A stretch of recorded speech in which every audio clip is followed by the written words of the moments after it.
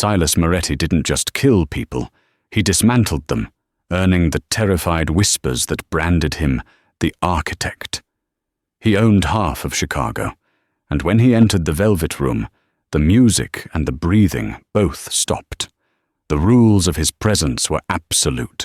Never meet his gaze, and under no circumstances look at his daughter, Sophia, the mute, tragic ghost haunting his violent life.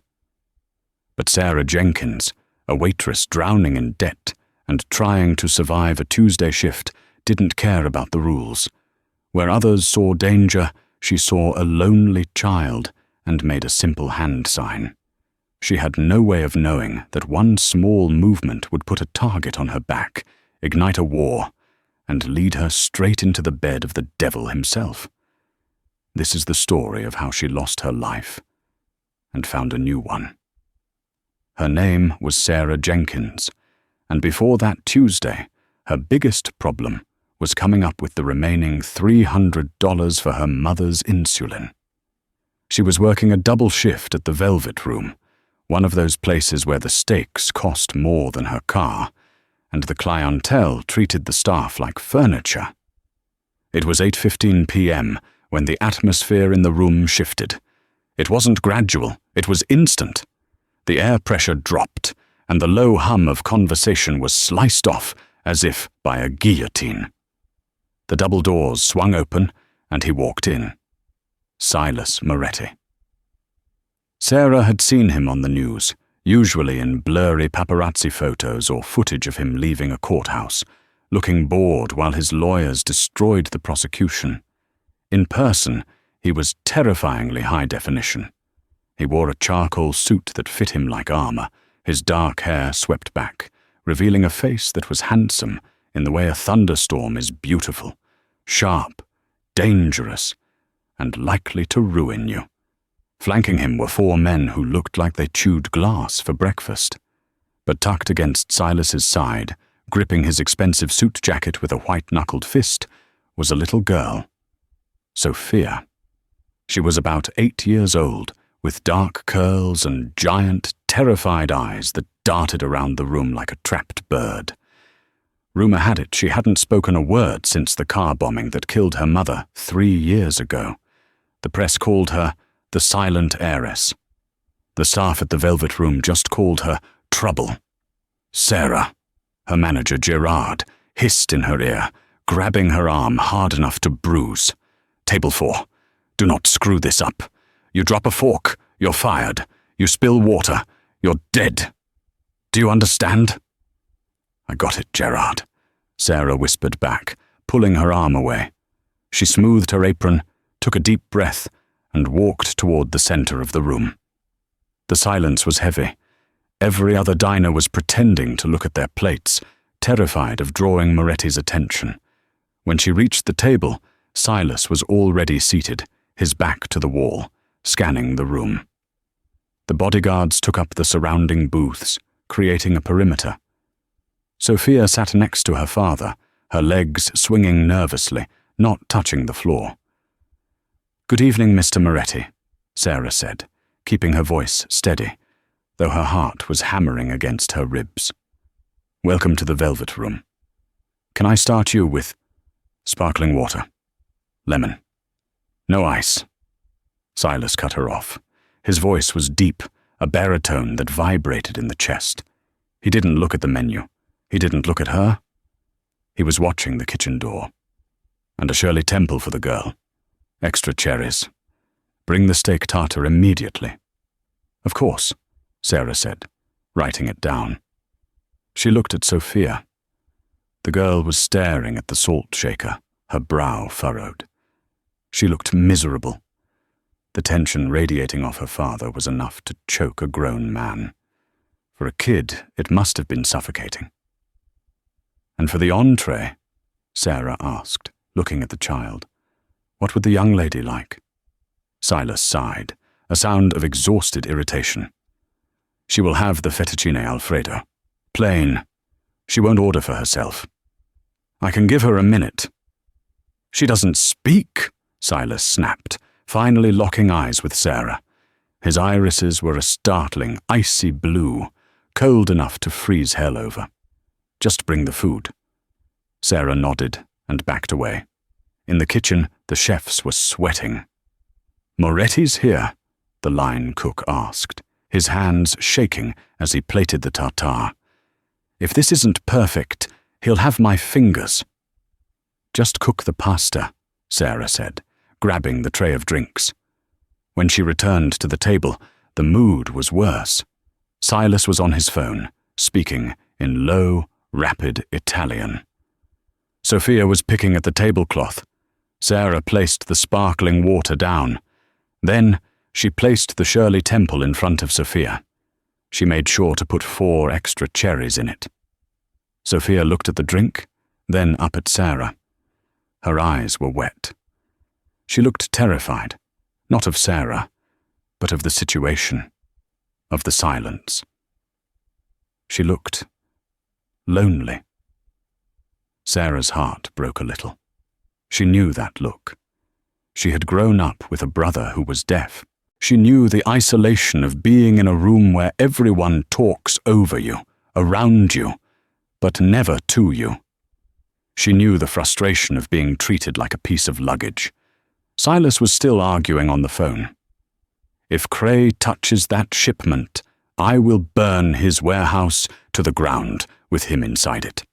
Sarah took a risk, a stupid, reckless risk. She caught Sophia's eye. She smiled, a genuine, soft smile. And then, keeping her hands low near her apron so the father wouldn't immediately see, she signed, "Do you like cherries?" Sophia froze. Her eyes went wide. She stared at Sarah's hands, then at her face. It was the first time since she walked in that she looked present. Slowly, hesitantly, the girl moved her small hand. "Yes." Sarah grinned. She signed back. "I can bring more. It's our secret." For the first time in 3 years, according to the tabloids, Sophia Moretti smiled. It was a small, fragile thing, but it was there. She signed back. "Thank you." Sarah felt a warmth in her chest. She turned to leave, feeling good for the first time that night. "Stop." The voice was like a whip crack. Sarah froze. Silas Moretti had ended his call. The phone was on the table. He wasn't looking at the kitchen door anymore. He was looking at Sarah, and his hand was sliding inside his jacket, right where a shoulder holster would be. The entire restaurant seemed to hold its breath. "What?" Silas said, his voice dropping to a lethal whisper. "Did you just say to my daughter?" Sarah's blood ran cold. The tray in her hand rattled, the glass clinking against the metal. The 4 bodyguards at the surrounding tables stood up simultaneously, their chairs scraping loudly against the floor. "I asked you a question," Silas said, slowly standing up. He towered over her. "You were making hand signals at her. Are you working for Cray? Is it a code?" "No," Sarah squeaked, taking a step back. "No, sir, I swear." "Then what was it?" He stepped closer, invading her personal space. She could smell his cologne, sandalwood and gunpowder. "Why were you flashing signs at my daughter?" It was ASL, sir," she stammered. "American Sign Language." Silas paused, his eyes narrowed, scanning her face for a lie. "You know sign language?" "Yes. My brother was deaf. I grew up using it." Silas looked down at Sophia. She was pale, looking between her father and Sarah, her hands trembling. "She doesn't know sign language," Silas said dismissively, though his hand came out of his jacket. Empty. "She isn't deaf. She's mute by choice. It's psychological. She understands English perfectly well. She just refuses to speak." "She understands ASL too," Sarah said softly. "Excuse me?" Silas's gaze snapped back to her. She answered me, Mr. Moretti." Silas went completely still. "She answered you?" "Yes." He looked down at his daughter. "Sophia?" Sophia looked at her lap. She didn't move.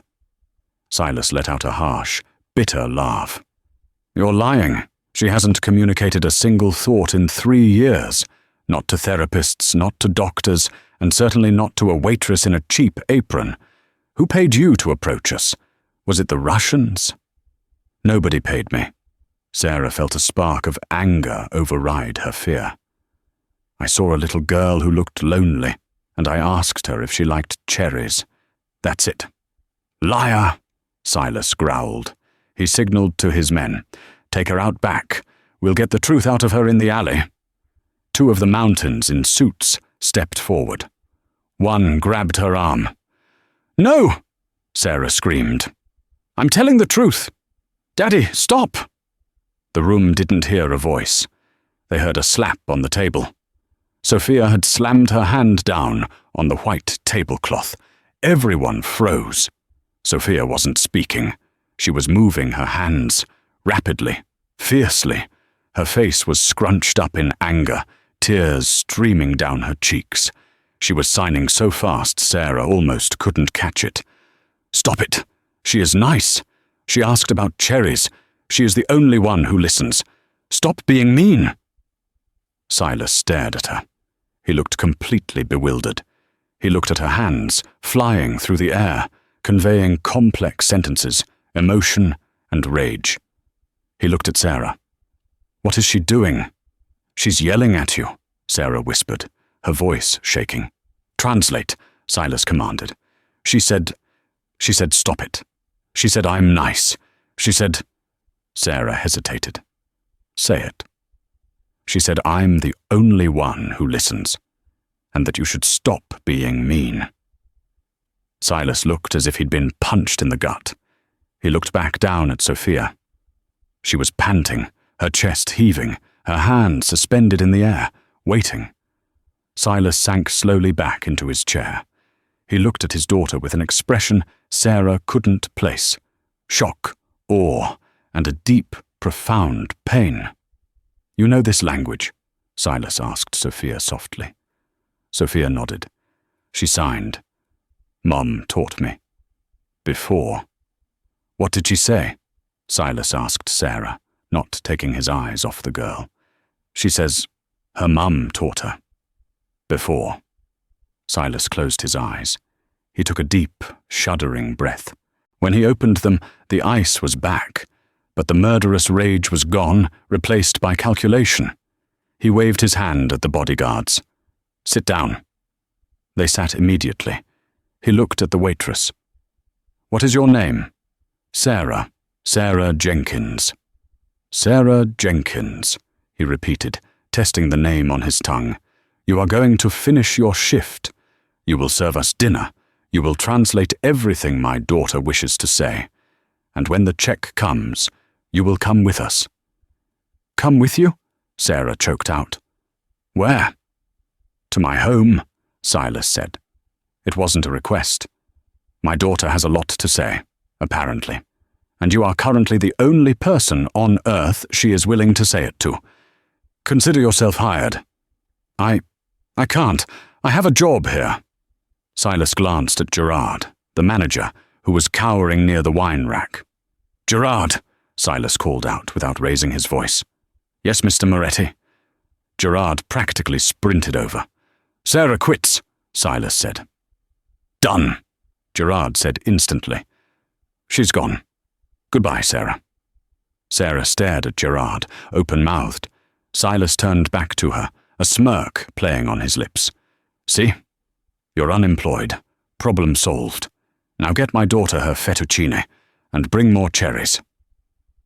The ride to the Moretti estate was the longest hour of Sarah's life. She was sandwiched in the back of a bulletproof SUV between Sophia and a leather interior that smelled of money. Silas sat in the front passenger seat, constantly checking the mirrors. Sophia, for her part, was having a great time. Now that the dam had broken, she wouldn't stop signing. Do you have a cat? She signed. No, my landlord doesn't allow pets, Sarah signed back. I want a tiger, she signed. Daddy says no tigers. He says they eat the guards. Sarah stifled a nervous giggle. She says she wants a tiger. she told Silas's reflection in the rearview mirror. I know she wants a tiger, Silas grumbled. She drew a picture of one eating my head of security. Tell her to ask for a pony like a normal child. Sarah signed this to Sophia. The girl rolled her eyes, a gesture so typically pre-teen it made her seem normal, despite the armed convoy surrounding them. Ponies are boring, she signed. Tigers are queens. We pulled up to the estate. It wasn't a house, it was a fortress. Iron gates, cameras, guards with assault rifles patrolling the perimeter. The car stopped in a circular driveway in front of a mansion that looked like something out of a Gothic novel. Dark stone, gargoyles, and massive oak doors. Welcome to hell, Silas muttered as he opened the car door. They went inside. The foyer was grand, with marble floors and a chandelier that probably cost more than Sarah's entire life's earnings. But the house felt cold, empty. It was a museum, not a home. Mrs. Higgins, Silas bellowed. An elderly woman in a housekeeper's uniform appeared from a hallway. She looked stern, but kind. Yes, sir? Take Sophia to get ready for bed. Sarah, he turned to her. Sarah will be staying in the blue guest room. Get her settled. Sophia grabbed Sarah's hand. She looked up at her, eyes wide. You are staying? Looks like it, Sarah signed. She hugged Sarah. It was a fierce, tight hug around her waist. Don't leave, she signed against Sarah's stomach. Everyone leaves. Sarah's heart squeezed. She knelt down. I'm not going anywhere tonight, she promised. As Mrs. Higgins led Sophia away, Silas gestured for Sarah to follow him. My study. Now. She followed him into a room lined with books and smelling of cigar smoke. He walked to a wet bar and poured 2 glasses of amber liquid. He held one out to her. I don't drink on the job, she said. You don't have a job, remember? You're my guest. Drink. She took the glass. It was Scotch, expensive. It burned going down. Silas sat behind a massive mahogany desk and motioned for her to sit in the chair opposite him. He stared at her for a long time, making her squirm. Who are you, Sarah Jenkins? He asked. I ran a background check on you in the car. It came up clean, almost too clean. High school dropout, worked diners for 6 years, mother in assisted living with type 1 diabetes, debt piling up. It's not a crime to be poor, Mr. Moretti, she said defensively. No, but it makes you vulnerable. It makes you leverage. He leaned forward. Why did you really talk to her? You could have ignored her like everyone else. Everyone ignores her because they are afraid of me. I told you, Sarah said, meeting his gaze. I had a brother. Jamie. He died when I was 19. He was deaf. People used to treat him like he was stupid because he couldn't speak. I saw that look in your daughter's eyes. I couldn't ignore it. Silas studied her face. For a second, the hard mask slipped. He looked tired. She hasn't communicated with anyone since her mother died. My wife, she taught Sophia ASL as a game, a secret language for the 2 of them. I never learned it. I was too busy, working. He stood up and walked to the window, looking out at the dark grounds. When Elena died, Sophia locked herself away. I have hired the best psychiatrists in the world. Nothing. And then you walk up with a jar of cherries and break the lock. He turned back to her. I need you. The words hung in the air, heavy, dangerous. I can't be a nanny, Sarah said. I don't know how to raise a rich kid. I don't need a nanny. I have staff for that. I need a voice. I need a bridge to my daughter. He walked around the desk and leaned against the front of it, crossing his arms. His muscles strained against the fabric of his shirt. I will pay off your mother's medical bills, all of them. I will pay your rent for a year. I will give you a salary of $10,000 a month.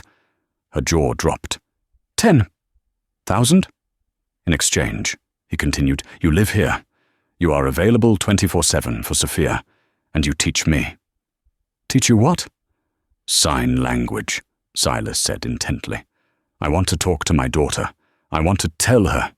His voice cracked, just for a fraction of a second. I want to tell her I'm sorry. It was a deal with the devil. Sarah knew that. Being in this house, around these men, was dangerous. But thinking of her mum's unpaid bills and thinking of Sophia's lonely eyes, she didn't have a choice. Okay, she whispered. I'll do it. Silas nodded. Good. One rule, Sarah. He stepped closer, looming over her. The air crackled with electricity. He reached out and tucked a loose strand of hair behind her ear. His fingers were rough, warm, and terrifying. You belong to the family now, and in this family, loyalty is everything. If you betray us, if you sell stories to the press or talk to my enemies, I won't fire you. His thumb brushed her cheekbone. I will bury you. She swallowed hard. I understand. Good. He pulled back. Get some sleep. Tomorrow, the real work begins. Sarah left the study, her legs shaking.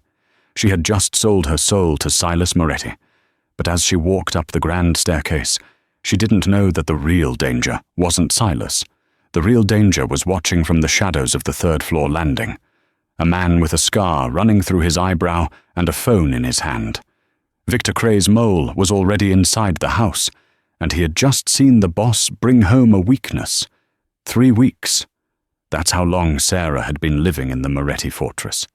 In that time, her life had settled into a bizarre, high-stakes routine. Mornings were for Sophia.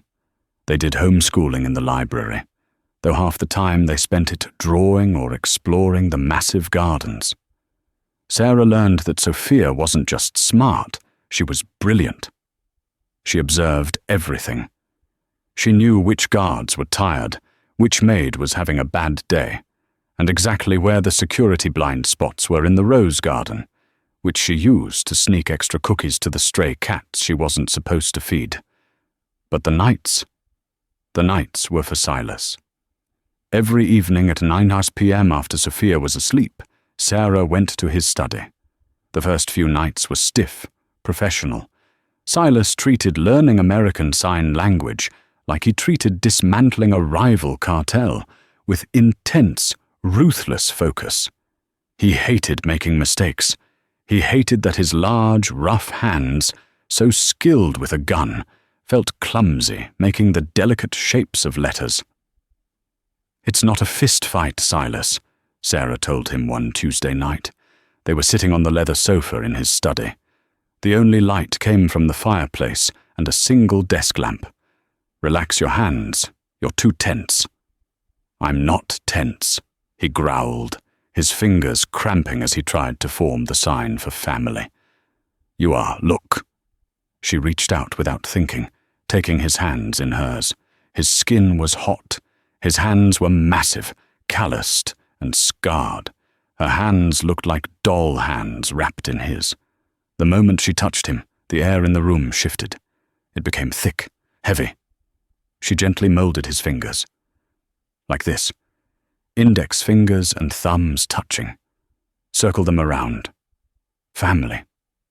Silas didn't look at his hands. He was looking at her. His icy blue eyes were dark, dilated. He wasn't pulling away. Family, he repeated, his voice a low rumble that vibrated through the couch and into her spine.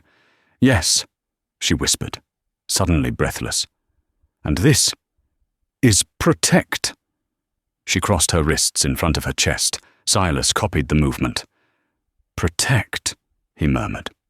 He leaned in closer. And how do you say? Beautiful. Sarah's heart hammered against her ribs like a trapped bird. Why do you need to know that word? So I can tell my daughter she is beautiful, he said smoothly, though his gaze dropped to her lips. and perhaps for other reasons. Sarah showed him the sign, wiping the hand across the face, gathering the fingers. He mimicked it perfectly, but instead of doing it in the air, he reached out and traced the motion in the air just an inch from her face. "Beautiful," he said. The tension was unbearable. She wanted him to kiss her. She knew it was wrong.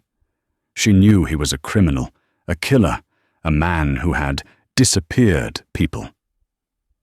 But in this room, under the amber light, he was just a father trying desperately to reach his child, and that vulnerability was more dangerous to her heart than any gun. We should practice sentences," she stammered, pulling back. Silas smirked, a wolfish, knowing grin. "As you wish, teacher." The breakthrough happened 2 days later. It was breakfast, usually a silent affair. Silas sat at the head of the table, reading reports on a tablet. Sophia sat quietly eating her oatmeal. Silas put the tablet down. He looked pale, nervous. Sarah gave him a nod of encouragement from the sidebar where she was pouring coffee. Silas cleared his throat. "Sophia." Sophia looked up, surprised. He usually just patted her head and left for work. Silas raised his hands. They shook slightly. "I'm sorry," he signed. It was slow, a bit clunky, but clear, the fist rubbing circles over the heart. Sophia dropped her spoon. It clattered loudly on the porcelain. Silas continued, his eyes locked on hers.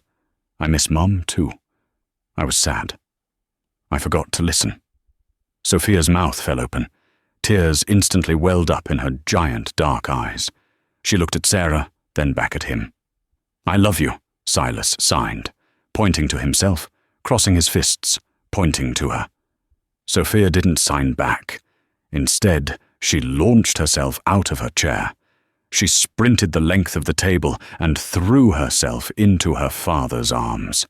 Silas caught her, burying his face in her dark curls. He squeezed his eyes shut, and Sarah saw a single tear track through the harsh lines of his face. He looked at her over Sophia's shoulder.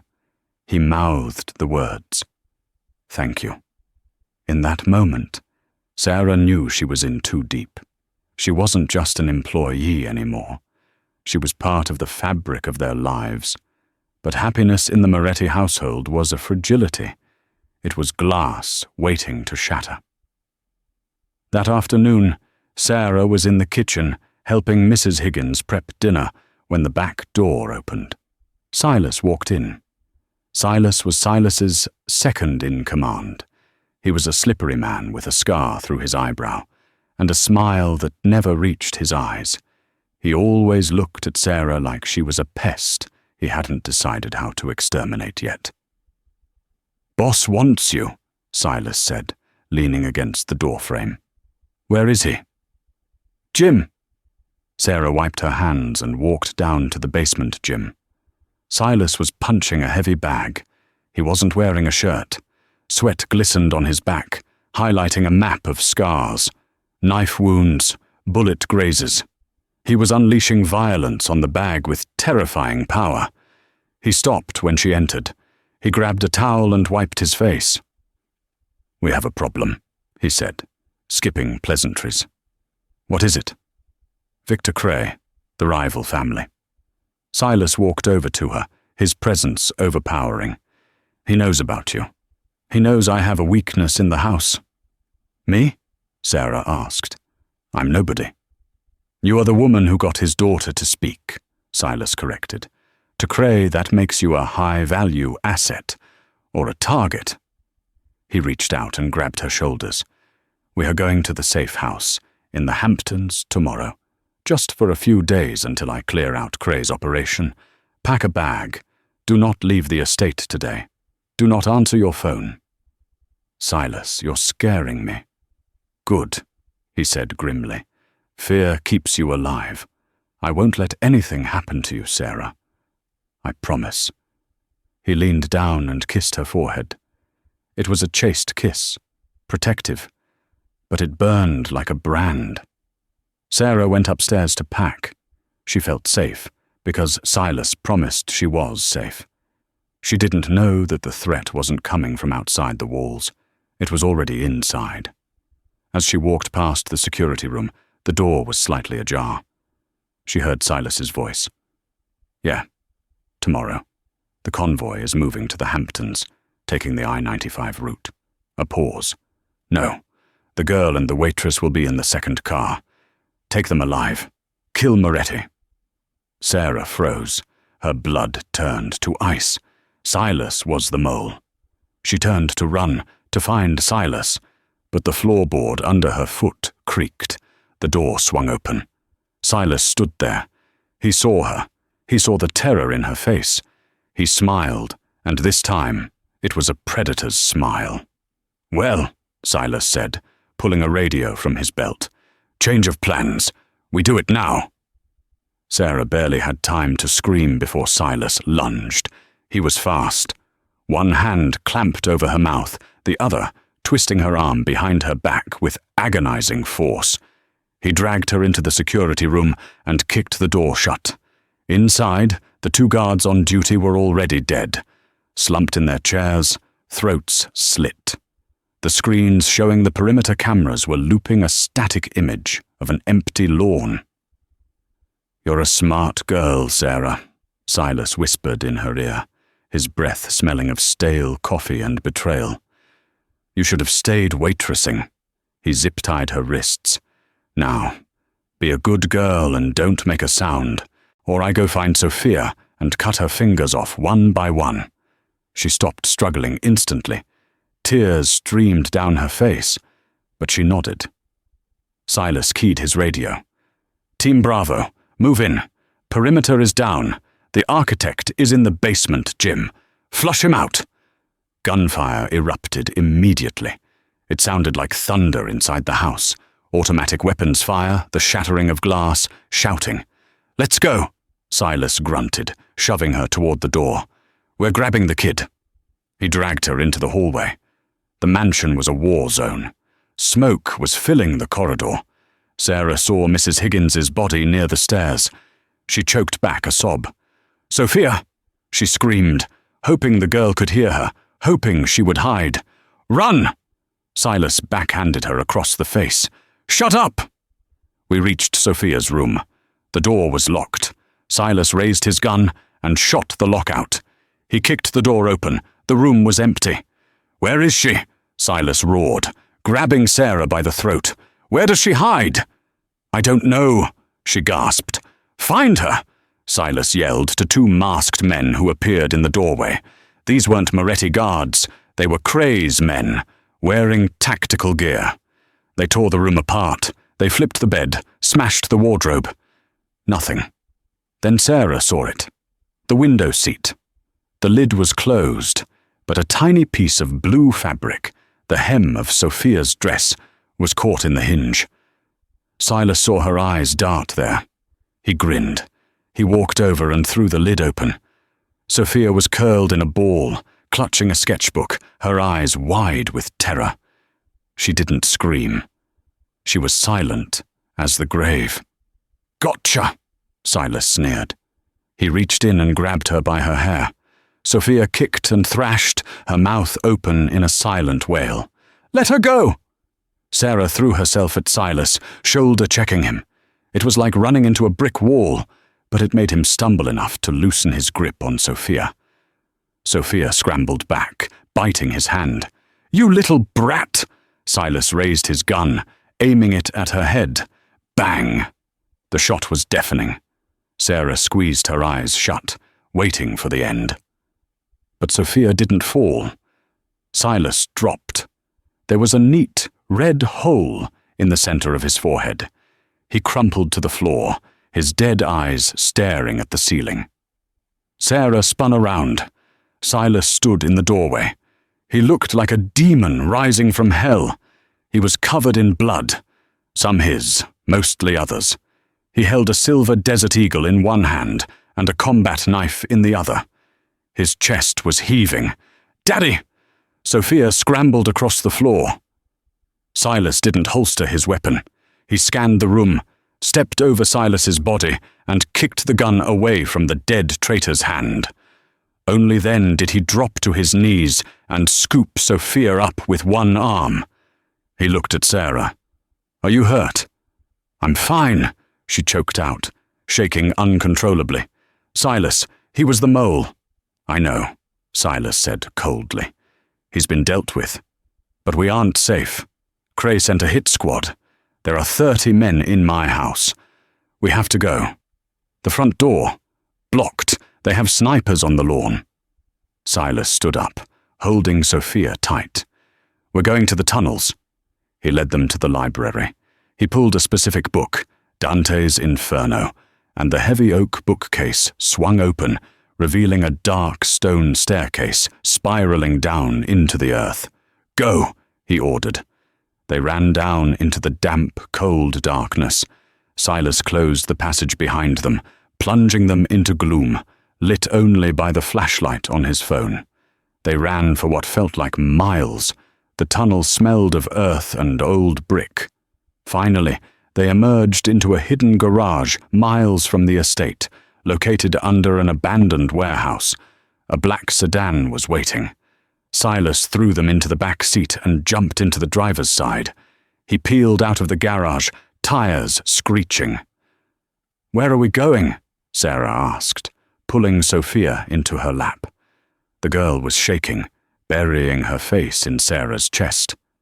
"The airfield," Silas said, his eyes checking the mirrors. "My private jet is fueled. We are leaving the country." "Leaving?" she asked. "For how long?" "Until I kill every single person who dared to step foot in my home," Silas said. His voice was terrifyingly calm. "But first, I need to get you two to Italy, to the ancestral home. Cray can't touch us in Sicily." They sped onto the highway. The sun was setting, painting the sky in blood-red streaks. Sarah looked out the window, watching the Chicago skyline fade. She thought the worst was over. She thought they had escaped. But as they merged onto the bridge leading to the airport, Silas cursed. "Hold on!" he yelled. Sarah looked forward. A blockade of black SUVs was spanning the width of the bridge. Men with rifles were standing on the hoods. Victor Cray himself was standing in the center, smoking a cigar. Silas slammed on the brakes. The car fishtailed, coming to a halt 50 yards from the blockade. Silas looked in the rearview mirror. 3 more SUVs were boxing them in from behind. They were trapped on the bridge. "Listen to me," Silas said, turning to look at them. His eyes were desperate. He reached under the seat and pulled out a smaller handgun. He shoved it into Sarah's hands. "Do you know how to use this?" "No," she whispered. "Point and pull. Safety is off." He looked at Sophia, then at Sarah. "Sarah, I am going to get out. I am going to draw their fire.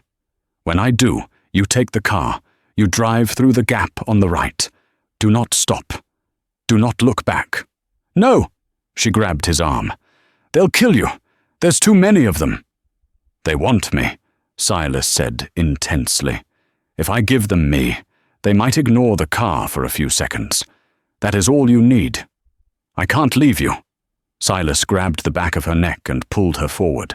He smashed his lips against hers. It was a kiss of desperation, of goodbye, tasting of blood and fear. He pulled back. "I love you," he said. It was the first time he'd said it. He looked at Sophia. "I love you, little bird," he signed rapidly. Then Silas Moretti opened the door and stepped out into the line of fire. He raised his hands, walking toward Victor Cray. "Let them go, Victor!" Silas roared, his voice carrying over the wind. "It's me you want!" Victor Cray laughed. He signaled his men. Sarah watched in horror as 20 guns were raised, all aimed at the man she had fallen in love with. "Silas!" she screamed. But before Cray could give the order to fire, a low rumble shook the bridge. A sound louder than gunfire, louder than the wind. A helicopter rose from beneath the bridge, hovering over the railing. But it wasn't a police chopper. It was black, and on the side, painted in gold, was a crest Sarah didn't recognize. The side door gunner opened fire, not on them, but on Cray's men. Chaos erupted. "Drive!" Silas yelled, diving back toward the car as the bridge turned into a slaughterhouse. But Sarah couldn't drive, because the back door of their car was ripped open. She hadn't locked it. A hand reached in, a massive hand with a tattoo of a scorpion. It wasn't Cray's men. It was a third player. The man grabbed Sophia. "No!" Sarah screamed, raising the gun Silas gave her.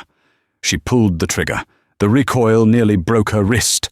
The bullet went wild, shattering the window. The man punched her in the temple. Darkness exploded in her head. The last thing she saw before she blacked out was Sophia kicking and signing, "Help me," as she was dragged out of the car and into a waiting van that had pulled up alongside them in the chaos. And Silas. Silas was on the ground, bleeding from a shoulder wound, reaching out for them as the helicopter wind pinned him down. They hadn't escaped. They had just driven into the middle of a war they didn't even know was happening.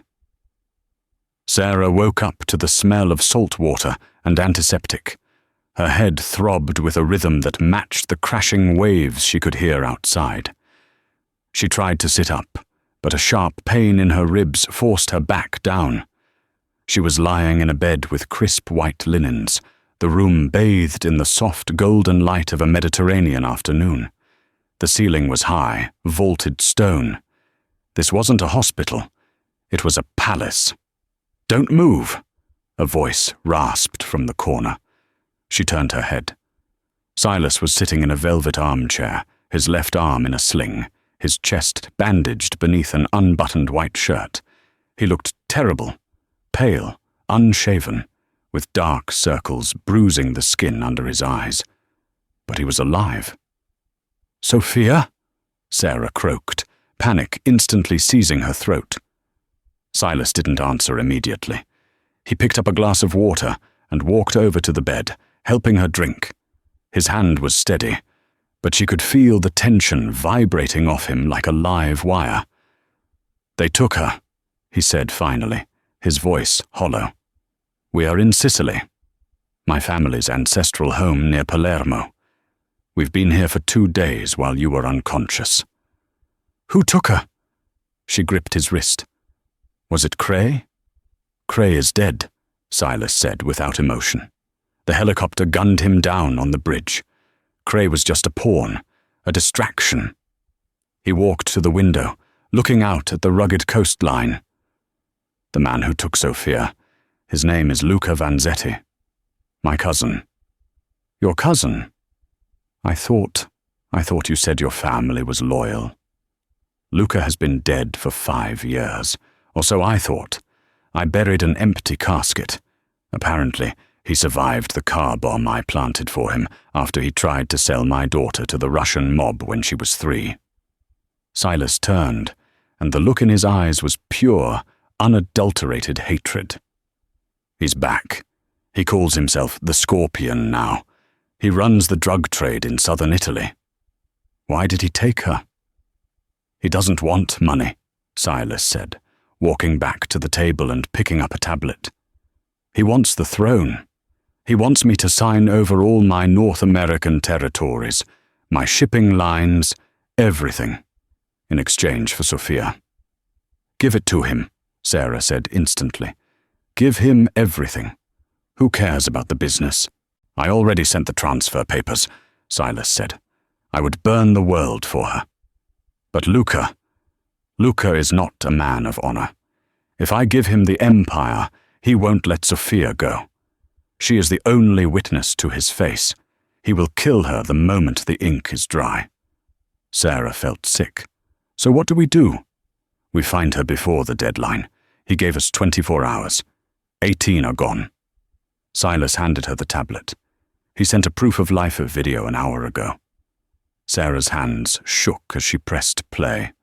The video was grainy. Sophia was sitting on a wooden chair in a dark stone room. She looked terrified, her face streaked with dirt, but she wasn't crying. A man in a mask stood behind her, a gun pointed at her head. "Say hello to Daddy," the man's voice. Luca's voice sneered from behind the camera. Sophia looked straight into the lens. She didn't speak. She looked defiant. Then she moved her hands. She scratched her nose. She tugged her left earlobe. She clasped her hands together in her lap, tapping her index finger 3 times. "Stop," Sarah said. "Pause it." Silas froze the video. "What? Is she hurt?" "No," she whispered, staring at the screen. "Rewind. Watch her hands." "She's just fidgeting, Sarah. She's scared." "She is not fidgeting," Sarah snapped, the fog in her brain clearing instantly. "She's signing, but she's coding it so they don't know." She watched the clip again. The nose scratch, the ear tug, the tapping. The nose scratch, that's our sign for old. The ear tug, we used that when we read Peter Pan. It means pirate or captain, and the tapping, that's the letter L. "Old pirate L," Silas repeated, confused. "That makes no sense." Sarah closed her eyes, thinking back to their lessons in the library, the stories they read, the geography lessons. "Not pirate," she corrected herself. "Hook, Captain Hook. Hook, bent finger, curved rock." Her eyes snapped open. "Old hook, old curved rock, and L. Lighthouse?" She looked at Silas. "Is there an old lighthouse near here, or a rock formation that looks like a hook?" Silas went rigid. He walked to a large map of Sicily, pinned to the wall. He traced the coastline. "There is an abandoned fortress on the cliffs of Capo Gallo," he murmured. "Locals call it Il Ganzio, the hook, because the rock curves out into the sea. There is a ruined lighthouse at the tip." He turned to her, hope blazing in his eyes for the first time. "It's a smuggling point, hard to access by land, perfect for a hideout." "She's telling us where she is," Sarah said, tears pricking her eyes. "She knew we would be watching." Silas grabbed his phone. He dialed a number. "Prepare the boat and the strike team. I know where she is." He looked at Sarah. "You stay here. It will be a bloodbath." "No," Sarah said, swinging her legs out of bed. The pain in her ribs flared, white hot, but she ignored it. She stood up, swaying slightly. "I am coming." "Sarah, you can barely stand." "She is my family too," Sarah said fiercely. "And I am the only one who can understand her if she tries to signal us again. If you go in there guns blazing, you might trigger a trap. You need eyes that speak her language." Silas stared at her. He saw the resolve in her face. He saw the woman who had faced down his bodyguards and his enemies. He walked over, took her face in his hands, and kissed her hard. "Put on a vest," he ordered, "and take a weapon. Tonight, we end this." The Mediterranean was black as ink as their Zodiac boat cut through the water, the engine humming quietly. They were approaching Il Ganzio from the seaside, hoping to bypass the guards watching the cliff road. The fortress was a silhouette against the stars, a crumbling stone tower perched on a jagged finger of rock, jutting out into the churning ocean. 3 heat signatures on the lower deck, the team leader, a grim Italian named Marco, whispered into his headset. 2 in the tower. "Silencers," Silas commanded. They docked at the base of the cliff. The climb up the wet rocks was brutal. Sarah's ribs screamed with every movement, but adrenaline acted as a potent anesthetic. Silas stayed close to her, his body a shield. They reached the lower terrace. 2 guards were smoking by the wall. Silas and Marco moved like shadows. 2 distinct thwip sounds, and the guards crumpled. They moved inside. The fortress was a maze of damp stone corridors. They cleared room after room, empty. "They're in the lighthouse tower," Silas whispered. "Top floor." They reached the heavy iron door at the base of the spiral staircase. Silas checked his weapon. He looked at Sarah. Stay behind, Marco. Do not expose yourself. He kicked the door open. They stormed up the stairs. At the top, they burst into the lantern room. It was a standoff, instantly. Luca Vanzetti stood in the center of the room, one arm wrapped around Sophia's neck, a pistol pressed to her temple. He was a mirror image of Silas, but twisted, scarred, wild-eyed, with a smile that was pure madness. 4 of his men leveled assault rifles at them. Silas, Marco, and 2 other guards aimed back. "Welcome home, cousin," Luca laughed, the sound bouncing off the glass walls.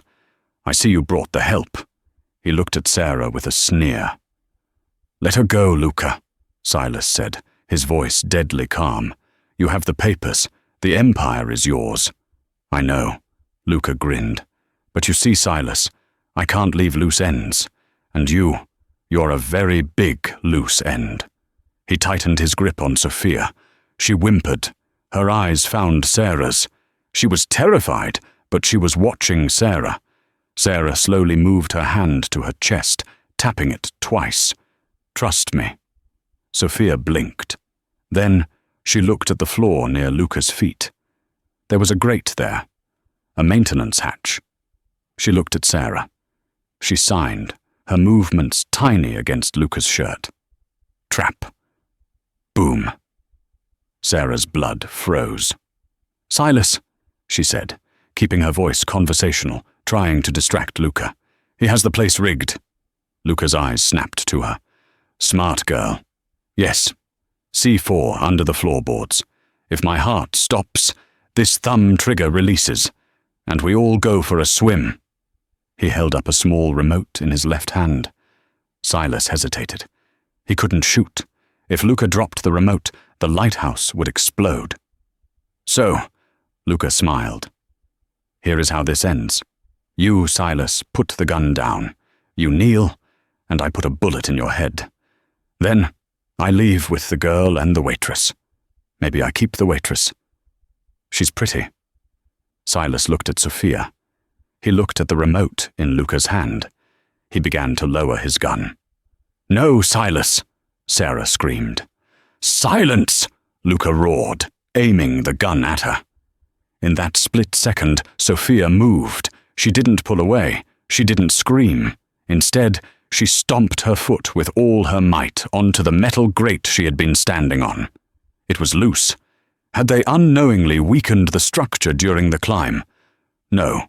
She had been working on it, wiggling it. The grate gave way. Sophia's small leg plunged through, throwing her off balance. Her dead weight dragged Luca forward. He stumbled, his aim wavering. "Now!" Sophia signed, flashing the sign for fire. It was the bravest thing Sarah had ever seen. The girl was hanging half in, half out of the floor, vulnerable, but she gave the order. Silas didn't hesitate. He fired. The bullet struck Luca's left hand, the hand holding the detonator.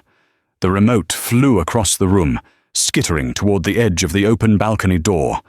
Luca screamed, dropping Sophia as he clutched his mangled hand. "Get the remote!" Silas yelled, diving forward. Luca's men opened fire. The room exploded in noise. Marco and his team engaged them. Sarah didn't look at the guns. She looked at the remote. It was teetering on the edge of the stone balcony, hanging over the 100-foot drop to the rocks below. If it fell, the impact would trigger the bomb. She sprinted. Luca saw her. He lunged for her with his good hand, a knife appearing from his belt. "Sarah!" Sophia screamed. It was a real scream.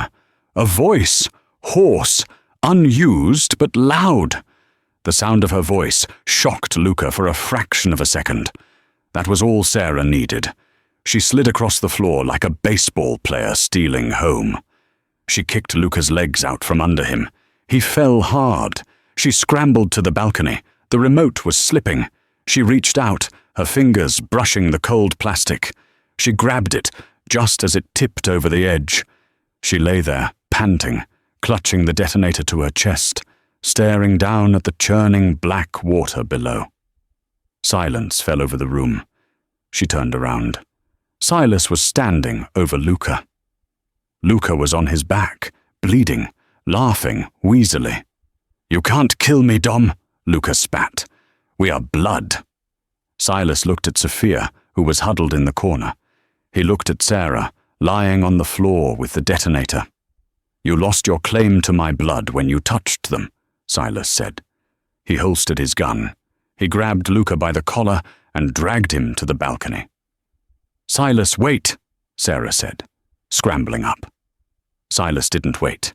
He didn't say a cool catchphrase. He simply threw Luca Vanzetti over the railing. The scream lasted 3 seconds. Then, silence. Silas turned back to the room. He walked over to Sophia. He fell to his knees and pulled her into a hug so tight Sarah thought he might crush her. "I heard you," Silas whispered, burying his face in her hair. "I heard you, baby." Sophia was sobbing. She pulled back, took a deep breath and looked at him. "I want to go home," she rasped. The words were rusty, scraping her throat.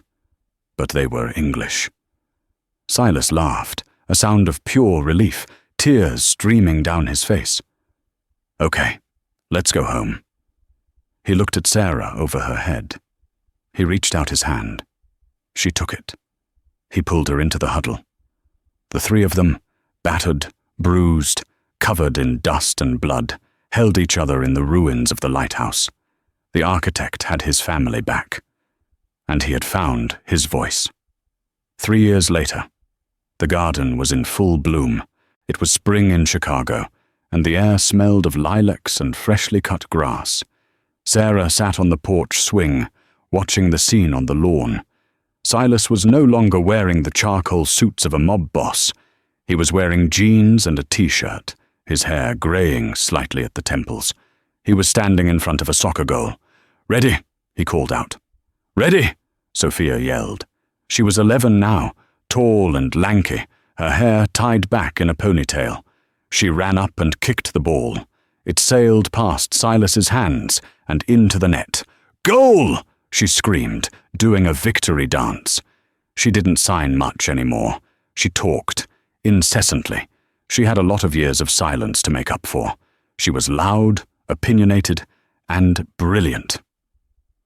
Silas walked over to the porch, wiping sweat from his forehead. He sat down next to Sarah, putting his arm around her shoulders. "She's getting too fast," he complained, though he was smiling. "You're just getting old man," Sarah teased, leaning into him. He kissed the top of her head. "Maybe." He looked down at her hands. She was knitting, or trying to. "How is he?" Silas asked, placing his large hand on her stomach, which was rounded with 6 months of pregnancy. "He's kicking," she said. "I think he's going to be a fighter, like his father." "I hope not," Silas said softly. "I hope he's a peacemaker, like his mother." Much had changed in 3 years. Silas hadn't left the life entirely. You never really leave, but he had changed it. He had legitimized the business. No more drugs, no more wars. He was a CEO now, not a don. It was still dangerous, but they weren't looking over their shoulders every 10 seconds. Sophia ran up to the porch, breathless. "Sarah! Dad! Did you see that curveball?" "We saw it," Sarah smiled. "Hey," Sophia said, looking at Sarah's belly. "Is my brother awake?" "He is." Sophia placed her hand on Sarah's stomach. She didn't speak. Instead, she reverted to their old language, the one that had started it all. She signed against Sarah's belly. "Hello, little brother. I love you." Then she looked at Sarah and signed, "Thank you." "For what?" Sarah signed back. "For cherries?" She signed, grinning. "And for Daddy." Silas tightened his arm around Sarah. The sun was setting, casting long shadows across the safe, quiet lawn. Sarah looked at the man she loved, and the daughter who had found her voice, and the new life growing inside her. Sarah Jenkins had walked into the Velvet Room that Tuesday night, expecting to lose her job. Instead, she found a war, a love, and a family. And all it took was a single, silent gesture. What a journey. From a terrified waitress at a high-end restaurant to the matriarch of the most powerful family in Chicago, Sarah's story proves that sometimes the loudest thing you can do is listen when everyone else is silent. Sarah and Silas's love story wasn't just about passion, it was about healing. They saved each other. Sophia found her voice, Silas found his heart, and Sarah found her home. It's a reminder that kindness, even a small act like offering cherries, can change destiny. If you enjoyed this Mafia romance saga filled with twists, action, and emotional redemption, please smash that like button. It really helps the channel. Don't forget to share this video with a friend who loves a good romance drama and subscribe with the notification bell on so you never miss the next story. Let me know in the comments, would you have stepped onto that bridge for Silas? Thanks for watching.